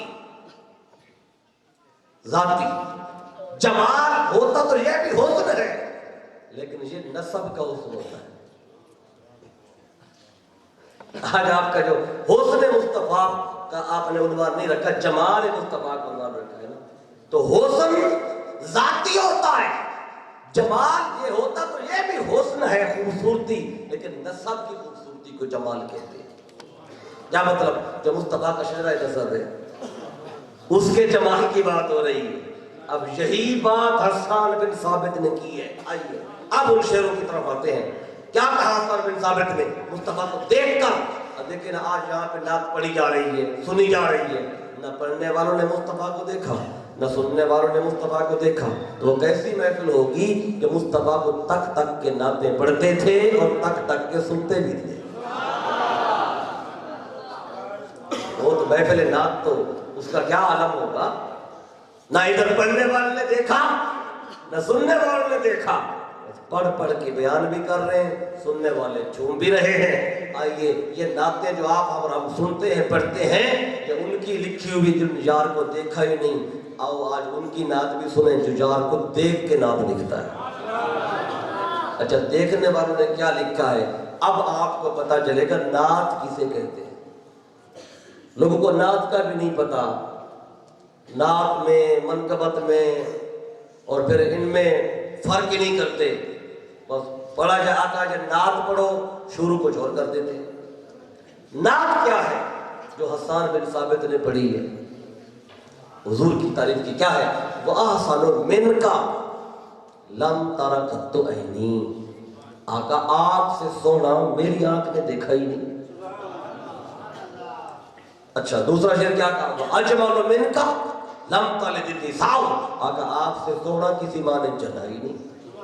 تیسرا شعر کہا خلقت مبرئا من کل عیب، آقا آپ کو ہر عیب سے پاک پیدا کیا گیا ہے۔ اچھا جو دیکھنے والے تھے وہ کہتے ہیں مصطفیٰ میں عیب ہی نہیں ہے، وہ دیکھنے والے کہتے ہیں مصطفیٰ میں عیب ہی کوئی نہیں، اور جو 1400 سال بعد پیدا ہو رہے ہیں وہ کہتے ہیں یہ بھی عیب تھا، یہ بھی تھا، یہ بھی تھا۔ بھئی دماغ خراب ہے، بھئی تکا ہے کوئی نہیں، دیکھا ہے کوئی نہیں، اور چند کتابیں پڑھ کے عیب نکالو۔ بھئی دیکھنے والوں سے پوچھ تو لو، جو مصطفیٰ کو تک لیتا تھا وہ کہتا تھا مصطفیٰ میں عیب ہے ہی کوئی نہیں۔ اچھا کیا کہتا؟ خلقت مبرئا من کل عیب، ہر عیب سے پاک پیدا کیے گئے، بے عیب۔ تو اب دیکھیں کوئی کہے گا جب بے عیب تو اللہ ہے، باقی سارے بندے ہیں۔ تو یہی تو صحابہ کا عقیدہ بتا رہا ہوں، صحابہ کہتے ہیں دو ہی ذاتیں ہیں جو بے عیب ہیں، یا خدا بے عیب ہے یا بننے والے مصطفیٰ بے عیب۔ چوتھا اور آخری شعر، میں اس کا وضاحت پھر کرتا ہوں، ابھی میں صرف شعر پڑھ کے معنی بتا رہا ہوں، میں پھر واپس آتا ہوں حسن و جمال کی طرف، بات کو ادھورا نہیں چھوڑنا، جو آپ نے عنوان رکھا ہے اس کو سمجھا کے جاؤں گا انشاءاللہ۔ تو چوتھا شعر پڑھا کَأَنَّكَ قَدْ خُلِقْتَ كَمَا تَشَاءُ، حضور آپ کو دیکھ کے ایسا لگتا ہے کہ جیسے آپ چاہتے گئے ویسے رب آپ کو بناتا گیا۔ آپ کو دیکھ کیسے لگتا ہے؟ اچھا یہ شعروں کا آپ نے معنی سن لیا، اب میں ذرا حسن اور جمال کی طرف واپس آتا ہوں تاکہ حسن اور جمال کا فرق آئے۔ جو پہلا شعر پڑھا نا، میں نے کہا حسن ذاتی ہوتا ہے، کہا وَآسَنَ مِنْكَ لَمْ تَرَكَتُ عَيْنِي، آقا آپ سے سونا میری آنکھ نے نہیں دیکھا۔ جب حسن تھا تو من کا لفظ آیا، آقا آپ سے سونا نہیں دیکھا۔ جب جمال کی بات آئی نا، کیا کہا وَأَجْمَلُ مِنْكَ لَمْ تَلِدِ النِّسَاء، جب جمال کی بات آئی تو ادھر مصطفیٰ کی ماں کی بات آئی۔ جب جمال کی بات آئی تو ادھر ذات مصطفیٰ کی ماں کی بات آئی کہ اگر مصطفیٰ جیسا سونا کوئی نہیں تو سن لو پھر مصطفیٰ کی ماں جیسی کسی کی ماں۔ دیکھو آپ پھل کی تعریف تو کریں بھی پھل بڑا اچھا ہے، پھل بڑا اچھا ہے، کہیں درخت ٹھیک نہیں ہے۔ جس پھل کی تعریف کر رہے ہو، جس درخت میں وہ پھل لگا ہے وہ درخت کتنا اچھا ہوتا۔ تو اب کہتے ہیں مصطفیٰ کی تعریف تو کریں لیکن حضور کے والدین کے ایمان پہ شک کریں، حضور کے والدین کے بارے میں یہ عقیدہ رکھیں، بعد اللہ وہ مومن نہیں تھے، ایمان پہ نہیں تھے، یہ بات کریں۔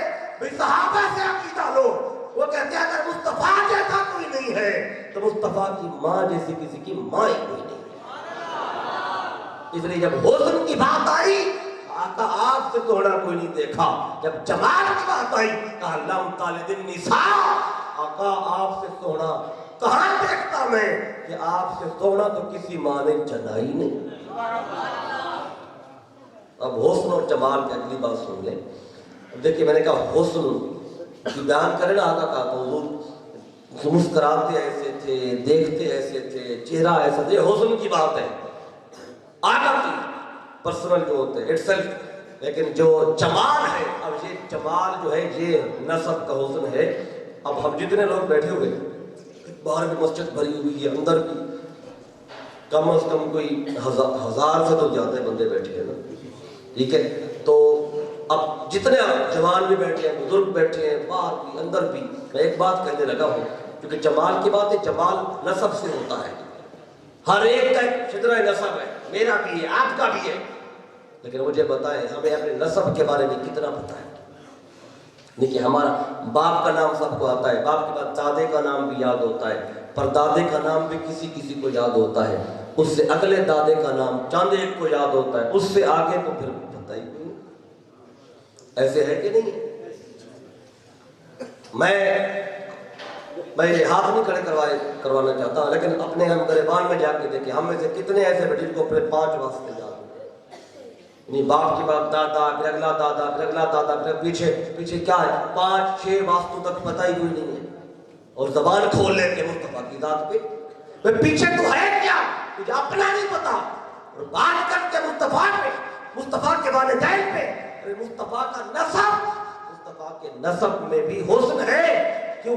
آقا فرماتے ہیں لم ازل انکل من اسلاب الطاہرین الی ارحام الطاہرات. آقا فرماتے ہیں مجھے ہر دور میں، ہر زمانے میں اللہ پاک پشتوں سے پاک رحم میں منتقل کرتا ہے. جس پشت میں میرا نور آیا آدم سے لے کے حضرت عبداللہ تک، جس رحم میں میرا نور آیا حضرت حوا سے لے کے حضرت آمنہ تک، کہ وہ سارے ہر دور میں کفر و شرک سے پاک بھی ہیں، صاف بھی ہیں. جمال ہوتا ہے جب نسب کا حسن ہوتا ہے، تو مصطفیٰ کے نسب جیسا کسی کا نسب ہے ہی. اب میں آپ کو نسب کی بات آئی نا، جمال کی بات آئی، تو آقا کا نسب بتا ہی دیتا ہوں. آج کی گفتگو کا یہ تحفہ ہے، میلاد مصطفیٰ صلی اللہ علیہ وآلہ وسلم کا تحفہ سمجھ لیں. اور مجھے نہیں پتا پہلے آپ نے یہ بات سنی یا نہیں سنی، سنی ہو تو دوبارہ سن لیں، نہیں سنی تو پہلی بار ہوگی. جو آقا کا شجرہ نسب ہے اس میں حضرت آدم سے لے کے حضرت عبداللہ تک جو حضور کے والد بنے، یہ نسب میں بعض نے 18 واسطوں تک بیان کیا، حضرت عدنان تک آگے نہیں کیا، چونکہ 18 واسطوں تک میرے آقا نے خود اپنا نسب بتایا تھا. جامع ترمذی میں آقا نے خود بتایا تھا انا محمد بن عبداللہ بن عبد المطلب بن ہاشم بن عبد مناف، کرتے کرتے بن عدنان تک آقا نے بتایا. تو بعض نے 18 تک لیا کیونکہ آقا نے خود بتایا، بعض یہاں تک رکھا. بعض نے 53 واسطے بیان کیے نسب میں حضرت ابراہیم علیہ السلام تک، اور پھر بعض نے آدم علیہ السلام تک بیان کیے، اور ان میں امام بخاری بھی شامل ہیں جنہوں نے 80 نام مصطفیٰ کے والدین میں سے ذکر کیے، اور ذکر کر کے کہا یہ مصطفیٰ کا اصح ترین شجرہ نسب ہے، یعنی یہ بالکل صحیح ہے. وہ جو امام بخاری نے نقل کیا نا، میں وہ آپ کو بتانا چاہتا ہوں. وہ 80 جو آقا کے نسب میں نام ہے والدین جو ہر کفر سے پاک تھے. اب میں وہ آپ کو نام بتانے لگا ہوں. جس بھائی کا جی چاہے یہ گن لیں، بات جی چاہے تو ریکارڈ کر گھر میں جا کے گن لیں، یہ پورے 80 ہوں گے. لیکن ہمیں تو اپنے 4-5 واسطوں کا نہیں پتا نا، پیچھے کیا ہے، باپ دادا پردادا کیا ہے. لیکن آقا کے 80 واسطے، 80 کے 80 آج بھی موجود ہیں. آج گفتگو کو تحفہ ہے آپ دوستوں کے لیے. میں وہ بتانے لگا ہوں.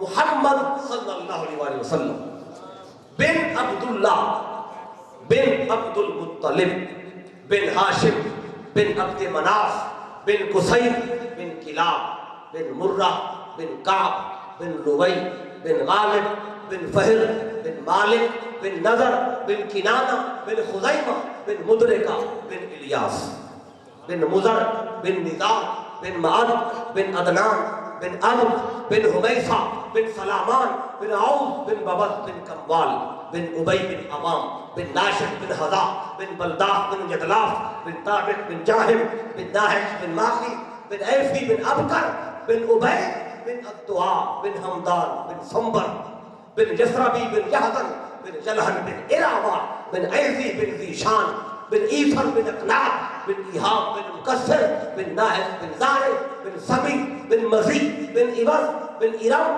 بن کیدار بن اسماعیل بن ابراہیم بن تارح بن ناہود بن سروج بن رعو بن فائد بن عابد بن ارفقشاد بن سام بن نوح بن لامک بن متوشادہ بن ادریس بن جرد بن ملحل بن کینان بن آنوش بن شیف اور بن آدم علیہ السلام.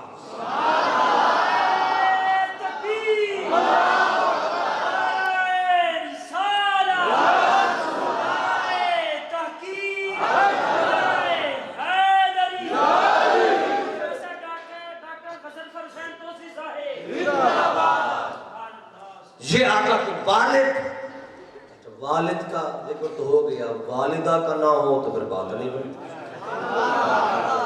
کیونکہ حسان بن ثابت نے کیا کہا، وَأَجْمَلُ بِنْكَ لَمْ تَلِدِ النِّسَاءُ،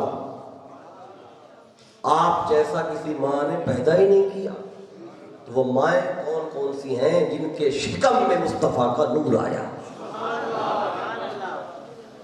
اب آئیے تو ماؤں کا ذکر بھی کر دوں. ماؤں کے ذکر میں محققین نے بعض نے 48 ناموں پہ اکتفا کیا, بعض نے 60 تک بھی کیے. 48 نام زیادہ لوگوں نے لیے ہیں, اس پر اکتفا کیا ہے. میں وہ ترتیب سے بتا دیتا ہوں. اب ان میں سب سے پہلی ماں جو حضور کی بنی وہ حضرت حوا. یہ 3 زبانوں کے اندر نام ہے حضور کے والدین کے, سریانی, عبرانی اور عربی. عربی والے نام تو آپ کو پتا ہے, جو میں نے بولے عربی میں جو نام ہے وہ آپ نے سن لیے, آپ کو یاد ہے پہلے سے. لیکن جو سریانی اور عبرانی زبان میں ہے وہ تھوڑے مشکل ہیں. اسی طرح ماؤں کے نام سریانی میں بھی ہیں, عبرانی میں بھی ہیں, اور عربی کے نام بھی ہیں. عربی والے جو میں بولوں گا آپ کو پہلے سے آتے ہوں گے, اب میں بیان کر دیتا ہوں. 48 ہوں گے پورے. پہلی والدہ بنی حوا, نازالہ, حوریا, حدورا, فمیان, بزورا, ورد خم, اورا, کنوس, امورا, سلویا, مروا, مرجانا, عروا, لنتا, سلما, تملکا, سکتن, تونا, حاجرہ, حانا, خاجرہ, سیدہ, ماریا, حاجنا, حبیبہ, سلمہ, جلبہ, مادو, مانا, سودا, رباب, لیلہ, سلمہ, امانہ, برہ, ابرشا, جلدلہ, لیلہ, عاتقہ, ماریا, بخشیہ, فاطمہ بنت عوف, فاطمہ بنت سعد, جیہ, عاتقہ, سلمہ بنت زید, فاطمہ بنت عمر اور آمنہ بنت وہب. والدین کا ذکر ایک حد تک ہو گیا, کیونکہ بلاد کا ذکر مکمل تب ہوتا ہے جب والدین کا ذکر بھی ہے. والدین کا ذکر ایک جمال میں آتا ہے. یہ نسب کا حسن وہ جمال ہوتا ہے. تو حضور کے نسب جیسا دوستوں کسی کا نسب ہے ہی نہیں. لوگ تو آقا کے والدین میں عبداللہ اور حضرت آمنہ کے ایمان پہ شک کرتے ہیں. آقا فرماتے ہیں حضرت عبداللہ سے لے کے حضرت آدم تک اور حضرت آمنہ سے لے کے حضرت حوا تک وہ سارے ہر دور میں کفر و شرک سے پاک ہیں. ہر دور میں پاک. اللہ نے حفاظت رکھی, اللہ نے. اچھا دیکھیں نا, آقا کا نور پاک جب اللہ نے بنایا تو آدم کی پیشانی میں رکھا, آدم سے حضرت حوا کے شکم میں, پھر وہاں سے شیش کی پیشانی میں, وہاں سے حضرت نازلہ کے شکم میں, یہ نور چلتے چلتے حضرت عبداللہ اور حضرت آمنہ تک آیا. یہ سارا نور کا سفر ہے. اچھا آپ کو اگر کوئی بندہ عمرے پہ جاتا ہے اور وہاں سے آب زمزم لاتا ہے, پاک پانی, اور آپ ملنے جائیں اسے مبارک دینے, تو وہ کہے جی میں نے آپ کے لیے پاک پانی آب زمزم لایا ہوں, تو برتن لایا اس میں آپ کو پانی دوں. تو آپ جو برتن جس میں آب زمزم ڈالنا ہوگا نا, تو آپ اس برتن کو پہلے چیک نہیں کریں گے کہ یہ صاف بھی ہے کہ نہیں. مطلب ہے دیکھیں گے, اس کو دھوئیں گے, جو اس میں پاک پانی ڈالنا ہے. اچھا جو پڑھا لکھا ہوگا کیا وہ اس کو دھوئے گا یا ان پڑھ بھی دھوئے گا گلاس کو؟ ان پڑھ زیادہ دھوئے گا, کیونکہ ان کو زیادہ اس کا ہوتا ہے, اس حوالے سے وہ زیادہ ایکٹیو ہوتے ہیں. تو ان پڑھ بندہ بھی جانتا ہے جس برتن میں پاک شے رکھنی ہے نا, وہ برتن بھی پاک اور صاف ہونا چاہیے. کیا اللہ کو معاذ اللہ اتنا بھی نہیں سمجھا کہ نور مصطفیٰ جس شکم میں رکھنا ہے, جس پیشانی میں رکھنا ہے, وہ ایسی پیشانی یا ایسا شکم ہو معاذ اللہ جو کفر و شرک میں ہو؟ نہیں, ایسا ہو ہی نہیں سکتا.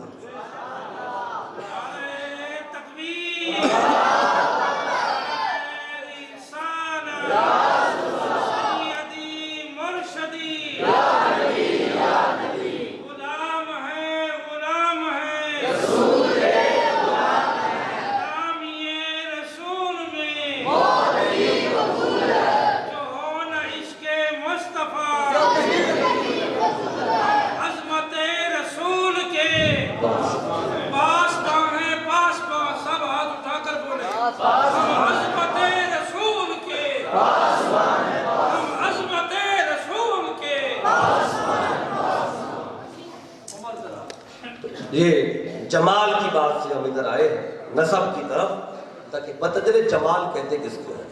آئیے میں نے جو شعر پڑھے نا اس کی تھوڑی سی وضاحت کر دوں. یہ حسان بن ثابت کے اشعار مصطفیٰ کے حسن اور جمال کی وضاحت کر رہے ہیں. انہیں کو مکمل کر دو پھر بات کو ختم کریں گے. آئیے فرمایا وَآسَنُ مِنْكَ لَمْ تَرَكَتْ، تو حضور کو دیکھا، آقا سامنے بیٹھے ہیں، صحابی نے نعت پڑھی، اور جب نعت لکھ کے آئے نا، آقا نے فرمایا اے میرے صحابی آ کھڑے ہو کے تو میری نعت سنا۔ اب صدارت میرے آقا کی ہے، سننے والے تھے صحابہ اور پڑھنے والے حسان بن ثابت رضی اللہ تعالیٰ۔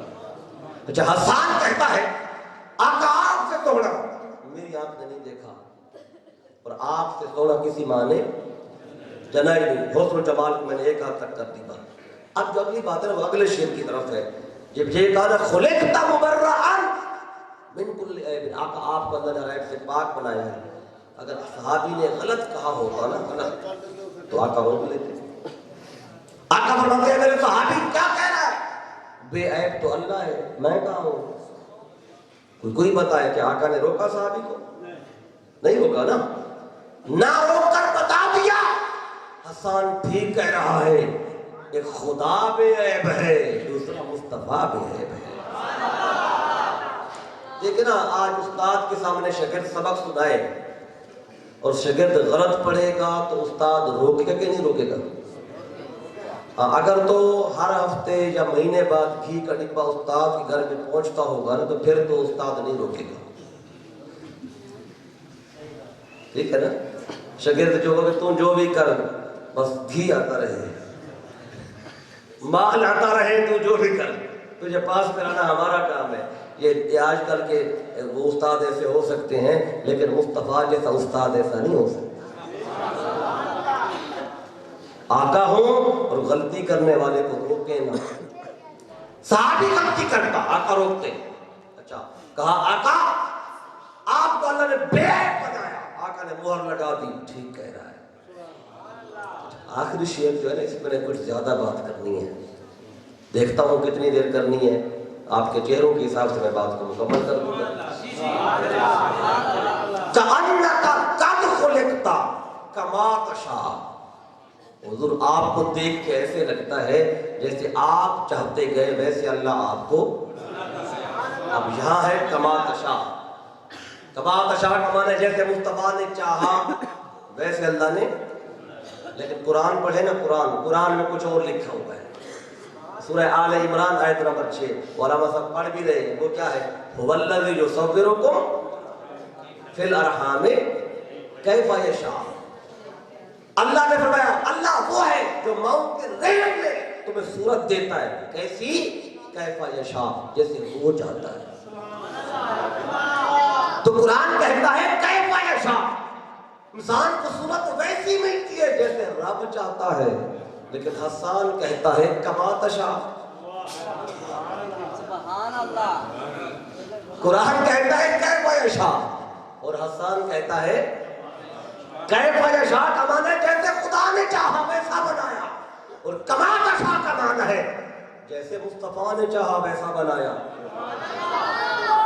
اب جب حسان بن ثابت نے یہ شعر کہے کما تشاء، صدیق اکبر نے بھی دیکھا ہوگا حسان تجھے کیا ہو گیا ہے، قرآن کی نفی کر رہا ہے۔ قرآن کہتا ہے کیف یشاء، تو کہتا ہے کما تشاء۔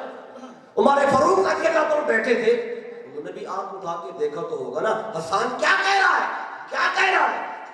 شاگرد سبق سنا ہے، استاد سن رہا ہوں، غلطی کرے باقی شاگردوں کو بھی پتہ چل جائے، جو غلط پڑھے گا فوراً شاگرد اس کو دیکھیں گے کیا کر رہا ہے، کیا کر رہا ہے، غلط پڑھ رہا ہے۔ اچھا جب یہ سارے دیکھیں گے وہ پھر بھی پڑھتا جائے، پھر اس شاگرد جو ہے وہ استاد کو دیکھیں استاد کیا کرتا ہے۔ اب ذرا منظر دیکھیں، حسان بن ثابت نے پڑھا کہ کما تشاء، حضور اللہ نے آپ کو ایسے بنایا جیسے آپ نے چاہا۔ صدیق اکبر نے دیکھا حسان کو، عمر فاروق نے دیکھا حسان کو، عثمان غنی نے دیکھا، مولا علی نے دیکھا، کل صحابہ نے دیکھا حسان۔ قرآن کچھ کہتا ہے تو کچھ کہتا ہے، قرآن کی نفی کر رہا ہے، لیکن کسی بھی صحابی نے اس کو روکا نہیں، کسی بھی صحابی نے نہیں روکا۔ کیوں نہیں روکا؟ کہ قرآن کچھ اور کہے، حسان کچھ اور کہے، لیکن پھر بھی روکا نہیں۔ کیوں؟ کہ صاحب قرآن خود جو بیٹھے تھے، آقا جو بیٹھے تھے، की निगाहें हसन की तरफ उठी, उधर से होती हुई मुस्तफा की तरफ गई। आका क्या कहते हैं, जब हुजूर ने देखा सबकी निगाहें मेरी तरफ आ रही हैं, क्या मैं क्या कहता हूँ, हसन कुछ और कहता है, कुरान कुछ और कहता है। सहाबा सोच रहे थे आका रोकेंगे, हसन कुरान की नफी ना कर, कुरान कुछ ठीक कहता है, तू कमाल तशा मत कहे। लेकिन जब हुजूर की तरफ देखा तो मेरे आका ने उसकी नफी नहीं की, उसको टोका नहीं, मैं ये हसन ठीक कह रहा है, नहीं रोका, कहा ठीक कह रहा है, ठीक कह रहा है। अगर गलत कहा होता मुस्तफा रोक दे, मैं हसन तो ठीक कह रहा है। और आका ने मुहर लगाकर सब सहाबा को बता दिया, मैं हाँ हर एक को बताया अल्लाह ने कैफा यशा से, लेकिन मैं ही तो हूं जिसे खुदा ने कमा तशा से बनाया। नूह को बनाया अलैहि सलाम को, तो अल्लाह ने अपनी मर्जी से बना दिया। याह्या ज़करिया को बनाया तो अल्लाह ने अपनी मर्जी से बनाया। यूनुस और दाऊद अलैहिस्सलाम को बनाया, सुलेमान अलैहिस्सलाम को बनाया तो अपनी मर्जी से बनाया। मूसा और ईसा को बनाया अलैहिस्सलाम तो अल्लाह ने अपनी मर्जी से बनाया। लेकिन जब मुस्तफा की बारी आई तो कानून बदल दिया, तरीका बदल दिया, अंदाज बदल दिया। तो मैं आदम से लेकर ईसा तक हर पैगंबर को मैंने अपनी मर्जी से बनाया है, और इस उम्मत के हर फर्द को जो बन चुका वो भी, जो नहीं बना अभी तक वो भी, मैंने हर एक को बनाया है अपनी मर्जी से। ऐ हबीब मैंने तुझे बनाया है तेरी मर्जी से। अब ये फर्क है आका की जात में और बाकी कायनात में। अच्छा, अब इस पे एक सवाल उठ सकता है कि आका को अल्लाह ने आका की मर्जी से बनाया, क्या मतलब है? अब गौर कीजिएगा, जैसे आका चाहते गए ना वैसे अल्लाह आका को, यही माना है कि नहीं? अच्छा, हो सकता है मेरे जाने के बाद सवाल पैदा हो सकता है कल सवाल आए जहन में, क्योंकि रात के 11 बज रहे हैं, तो हो सकता है अभी जहन आपका इतना काम ना करे, सुबह फ्रेश होंगे ना जब, तो हो सकता है सवाल आ जाए। तो मैं तो बहुत दूर जा चुका हूँगा सुबह, तो फिर आप कहेंगे कि ये तो बात ऐसी नहीं ऐसी लग रही है, तो मैं अभी वो सवाल बता देता हूँ। सवाल क्या है? अब देखिए कि जैसे आका चाहते गए वैसे खुदा बनाता गया। जैसे आका ने चाहा वैसे अल्लाह ने आका के जुल्फे बनाए, जैसे आका ने चाहा वैसे होठ बनाए, जैसे आका ने चाहा वैसे दिल बनाया, जैसे आका ने चाहा वैसे रुखसार बनाए। यही माना है कि नहीं? लेकिन इस पे सवाल ये है भी, चाहता तो कि तब है जब वो पहले मौजूद हो, मौके पे मौजूद ही नहीं होगा तो उसकी चाहत के मुताबिक बनेगा कैसे? अब आपको मिसाल देता हूँ।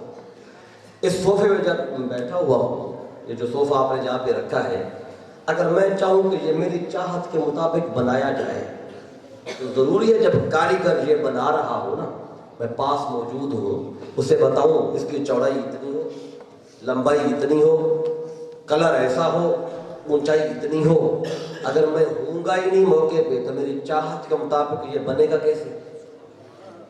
और अगर कारीगर बना दे और बनाने के बाद मुझे कहे जी अलामा साहब मैंने आपकी मर्जी के मुताबिक बनाया है, मैं कहूँगा अभी मेरी मर्जी के मुताबिक कैसे? मैं तो था ही नहीं मौके पे, खुद बनाया और बना के कहा आपकी मर्जी के मुताबिक। अब सुने, आका को अल्लाह ने आका की मर्जी से बनाया। भाई जब आका को अगर आका की मर्जी से बनाया है, जब अल्लाह चेहरा बना रहा है, लब बना रहा है, मुस्तफा तो बन रहे हैं ना, जुल्फें बनाई जा रही हैं, सजाई जा रही हैं, मुस्तफा तो प्रोसेस में थे। ये चाहने वाला कौन था कि ऐसे नहीं ऐसे बना? अगर अल्लाह बना लेगा मुस्तफा का सरापा, तो फिर फरमाता है हबीब आपकी मर्जी के मुताबिक बनाया। आका अर्ज करते मौला मैं तो बन रहा था, प्रोसेस में था, मेरा दिल बना रहा था, तू सीना बना रहा था, लब बना रहा था, अपनी मर्जी से तो बनाता जा रहा था, तो फिर मेरी चाहत के मुताबिक कैसे है? हाँ, जरूरी है कि जब जिस्म मुस्तफा बन रहा था उस वक्त हकीकत मुस्तफा देख रही थी। جب جسم مصطفیٰ بن رہا تھا، مصطفیٰ کی حقیقت بنتا ہوا دیکھ رہی تھی اور وہ حقیقت کہہ رہی تھی میرے مولا ایسے نہیں ایسے بنا، ایسے نہیں ایسے بنا۔ اب اس سے کیا پتہ چلا؟ جسم مصطفیٰ اور ہے، حقیقت مصطفیٰ اور ہے۔ لوگ بات کرتے جسم کی، اس وجود کی، اور میں بات بتا رہا ہوں حقیقت کی۔ اب سنیں، اگر جسم مصطفیٰ مدینے میں ہے، اگر آقا کا جسم آتا ہے مدینے میں ہے، اگر جسم مصطفیٰ مدینے میں ہے تو حقیقت مصطفیٰ ہر سنی کے سینے میں۔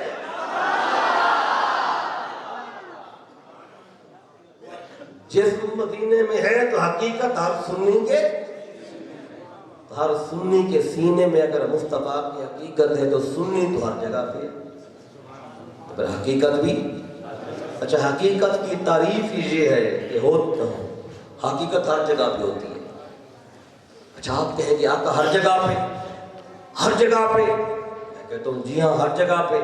اچھا، آپ اس پہ کہیں دلیلیں بہت ہیں، صرف ایک بات، آخری بات، میں بات ہی بالکل اختتام کی طرف لے آیا ہوں۔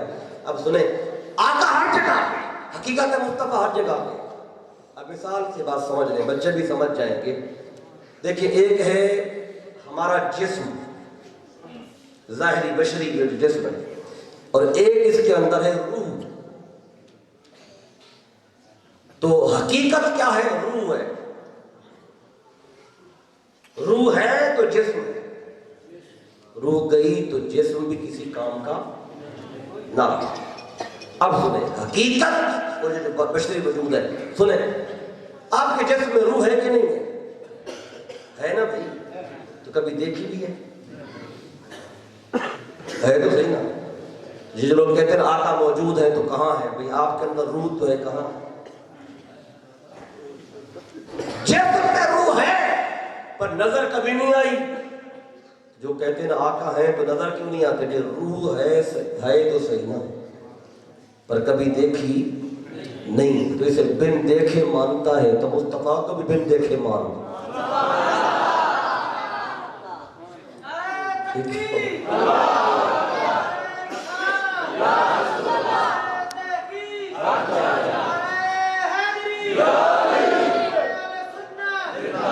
اچھا، آج تک کسی نے اعتراض کیا ہے کہ روح اگر ہے تو نظر کیوں نہیں آ رہی؟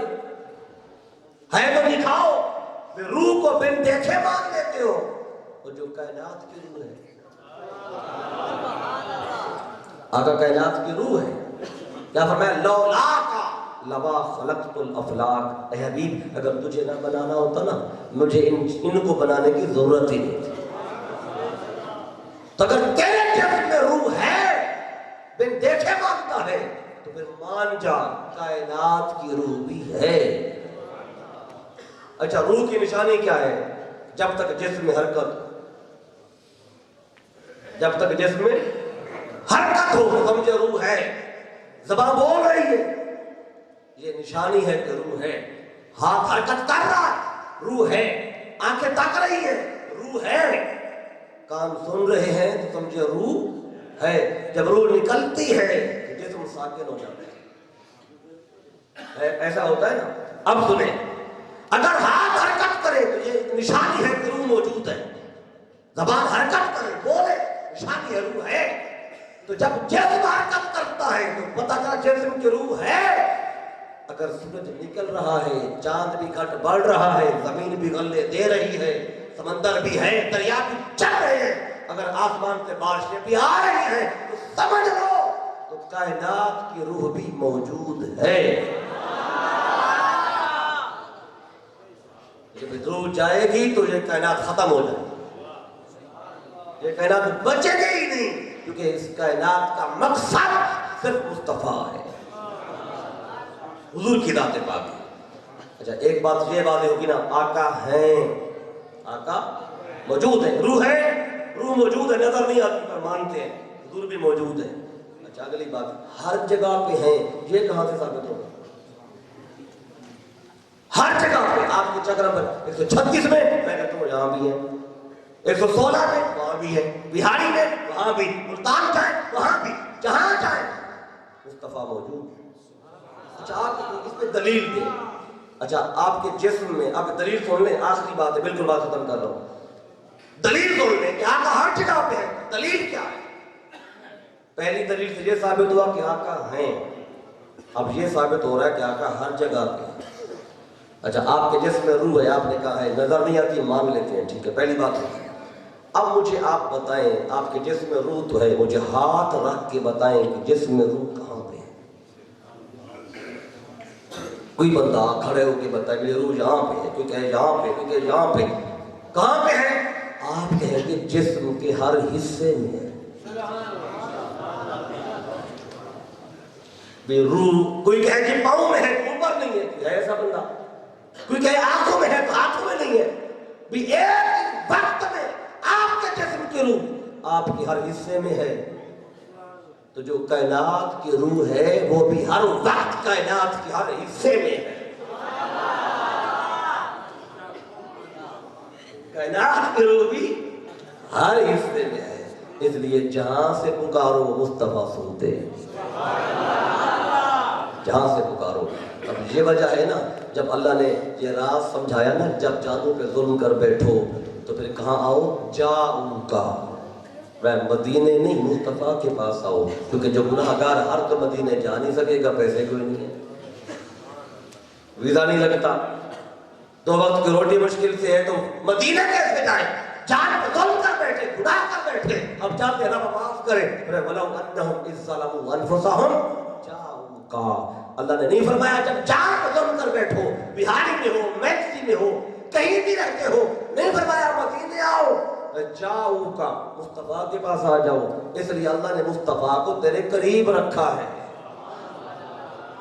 نہیں تو جو پیسے والے ہوتے وہ گناہ بخشوا آتے، وہ کہتے چلے موجیں لگی ہوئی ہیں، کرپشن بھی کر لیتے ہیں، مدینے جا کے معافی بھی مانگ آتے ہیں، اللہ کا حکم ہے ظلم کر بیٹھے تو ادھر آ جاؤ۔ اللہ نے مدینے نہیں بلایا، مصطفیٰ کے پاس بلایا ہے، جب میں مصطفیٰ تو وہاں ہے، حقیقت مصطفیٰ ہر جگہ پہ ہے۔ جہاں عرض کرو حضور کی بارگاہ میں یہیں سے عرض پہنچ جاتی ہے، یہیں سے پہنچ جاتی ہے۔ تو یہ چند عقیدہ بڑا ضروری ہے، عقیدے کی اصلاح بڑی ضروری ہے، کیونکہ عمل کا مدار عقیدہ صحیحہ پہ ہوتا ہے۔ اس لیے آج آپ نے اتنے خوبصورت محفل کا انعقاد کیا جمال مصطفیٰ صلی اللہ علیہ وسلم کے عنوان سے، مجھے ابھی انہوں نے توجہ دلائی تھی، جب توجہ گئی تو یہ باتیں جو آپ تک پہنچائی ہیں، تو نہیں تو شاید ادھر بھی توجہ ہی نہ جاتی، اور ہم ادھر جمال اور حسن اور نسب اور یہ ساری بات شاید میرے ذہن میں ایسی نہ آتی، تو آپ نے مہربانی کی اور یہ مجھے عنوان بتایا ہے، تو میں امید کرتا ہوں جب بھی میرے آقا کے جمال کی بات ہوگی تو آپ کو میری باتیں ضرور یاد آئیں گی، نہیں تو کم از کم نسب تو نہیں بھولے گا نا۔ یہ جو حسن ہے ذاتی ہوتا ہے، اور جمال حسن تو ہوتا ہے پر نسب کا ہوتا ہے۔ تو جو یہ چند نے پیغام آپ کو دیا ہے، اس لیے عقیدہ وہ رکھیں جو مصطفیٰ نے بتایا، جو صحابہ نے سکھایا۔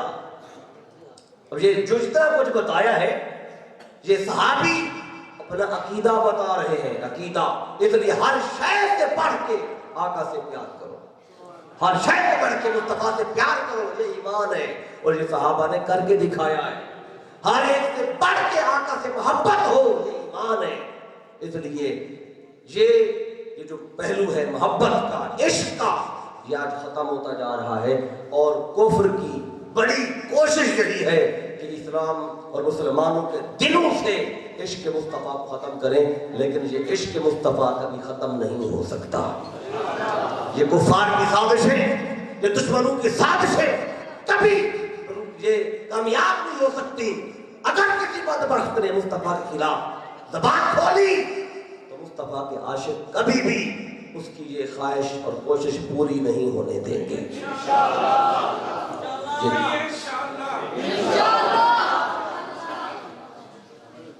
تو اس لیے آقا سے پیار کریں، محبت کریں، حضور کی اہل بیت سے محبت کریں، یہ ایمان ہے، اور یہی قبر میں کام آنا ہے، اور یہی قیامت کے دن کام آنا ہے۔ اور یہی ساری زندگی کا ما حاصل ہے۔ جس کو یہ مل گیا سمجھو اسے سب کچھ مل گیا، جس کے پاس یہ نہیں ہے سمجھو اس کے پاس ہے ہی کچھ نہیں۔ جیسے میں نے روح کی مثال دی، آقا کی محبت، اہل بیت کی محبت، صحابہ کی تعظیم، اولیاء کی سنگت و صحبت، یہ اعمال کی روح ہے۔ اگر روح نہ ہو تو خالی عمل کسی کام کا نہیں ہے۔ اس لیے ان کے ساتھ اپنا تعلق رکھیے، محبت اور مودت کمال پہ ہو، صحابہ کی تعظیم بھی ہو، اولیاء کی صحبت و سنگت بھی ہو، یہ ساری چیزیں ملیں تو عقیدہ اہل سنت بنتا ہے۔ اور یہ پیغام ہے تحریک منہاج القرآن کا، اور تحریک منہاج القرآن نے اپنے 40 سالہ دور کے اندر یہی بات 40 سال پہلے کی تقریر اٹھا کے دیکھیں حضور شیخ الاسلام کی، یا آج 2020 کی تقریر اٹھا کے دیکھیں، وہی پیغام جو 40 سال پہلے دیا تھا آج بھی آپ وہی پیغام امت کو سنا رہے ہیں۔ آئے یہ چشمہ ہے، اس چشمے سے سیراب ہوں تو یہ عقیدہ صحیحہ اور عقیدہ اہل سنت ہے۔ کیونکہ بعض لوگ آج افراط و تفریط کا شکار ہو گئے، صحابہ کی محبت کا جھنڈا اٹھایا تو اہل بیت سے منہ پھیر بیٹھے، اگر اہل بیت کی محبت کے نعرے لگائے تو صحابہ کو برا بھلا کہہ بیٹھے۔ اس لیے حق پہ وہی ہے جو محبت اہل بیت کے ساتھ تعظیم صحابہ بھی بجا لاتا ہے، اور محبت اور عشق مصطفیٰ بھی بجا لاتا ہے۔ اس لیے یہ پیغام ہے آج کی اس نشست کا، تو میں اسی پیغام پر آج کی گفتگو کو ختم کرنا چاہوں گا۔ میں ایک بار پھر مبارکباد بھی دیتا ہوں چک نمبر 136 کی تمام میلاد کمیٹی کے اراکین کو، اور جتنے بھی حضرات یا یہ غیر صرف اسی چک سے تو نہیں ہے، کافی دور احباب سے دور دراز سے تشریف لائے ہیں، اب سارے مبارکباد کے مستحق ہیں۔ اللہ تعالیٰ آپ سب کی محبتوں کو اپنی بارگاہ میں قبول فرمائے۔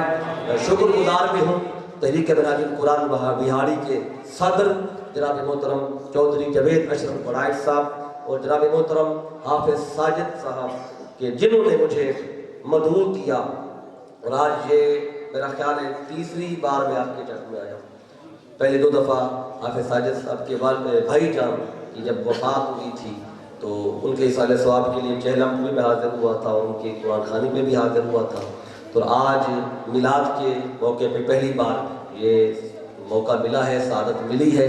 میں آپ کے اس احسان پہ ہمیشہ شکر گزار بھی رہوں گا۔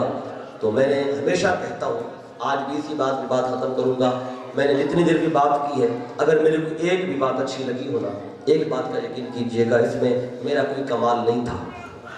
اگر کوئی بات اچھی لگی ہو کسی بھائی کو تو یہ سارا کمال، یہ ساری عطا میرے قائد، میرے استاد، میرے شیخ الاسلام ڈاکٹر محمد طاہر القادری مدظ اللہ العالی، یہ ان کے قدموں میں بیٹھنے کی خیرات تھی۔ اگر کوئی بات اچھی لگی ہو تو یہ ان کی طرف سے ہے، ان کو دعا دینی ہے۔ اگر کوئی بات اچھی نہ لگی ہو کسی بھائی کو تو وہ نقص میرا ہوگا کہ بات تو اچھی تھی، شاید میرا بتانے کا انداز اچھا نہ ہو، تو بات اچھی نہ لگی ہو تو نقص میرا ہوگا، اگر کوئی بات اچھی لگی تو یہ فیض ان کا ہوگا۔ تو اللہ کی بارگاہ میں دعا ہے جو کچھ ہم نے بیان کیا اور آپ نے سنا، اللہ تعالیٰ ہمیں اس پر مکمل طریقے سے ایمان لانے اور اس پر عمل کرنے کی توفیق عطا فرمائے۔